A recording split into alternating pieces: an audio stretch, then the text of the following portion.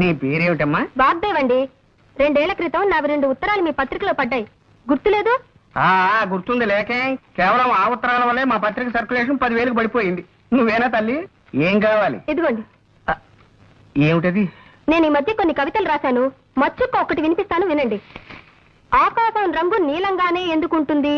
ఎర్రగా ఉంటే బాగుండదు గనక. రక్తం ఎరుపు రంగులోనే ఎందుకుంటుంది? నీలంగా ఉంటే బాగుండదు గనక. మల్లె తెల్లగానే ఎందుకుంటుంది? నల్లగా ఉంటే బాగుండదు గనక. ఈ విన్నా కూడా నేను ఎందుకు బతికే ఉన్నాను? నాకు చావు రాలేదు గనక. చాలా బాగుందండి. ఈ వాక్యాన్ని కూడా కలుపుతాను, వీటిని మీ పత్రికలో వేయించండి. వీటిని ఇక్కడే ఉంచుతాను. మేము ఇంకా పత్రిక నడపలేం అని గట్టిగా నిర్ణయించుకున్నాక మీ కవితలు చివరి సంచికలో వేస్తాం. అవి రిలీజ్ అయ్యేసరికి మేము ఏ ఆఫ్రికానో అండమాన్సో పారిపోతాం. ఇవి ఇక్కడే ఉంచుతానమ్మా. థ్యాంక్స్ అండి. పోతే ఎవరు పోతేనమ్మా? నేనా? ఇది కాస్త తినండి. పోవడానికేనమ్మా? నేనే స్వయంగా తయారు చేసిన స్వీట్ అండి. వంట వార్పు శీర్షికలో మీరు ప్రచురించాలి. అరటిపండు లంబా లంబాని దీని పేరు పెట్టాను. అరటిపండు లంబా లంబానా? ఈటర్ బొందా బొందా అనకపోయావు. అలాగే ప్రచురిస్తానమ్మా. మళ్ళీ తినడం ఎందుకు రిస్క్? జీవితం మీద ఆశ ఉన్నవాడిని. ఇది ఇక్కడే ఉంచమ్మా. వస్తానండి.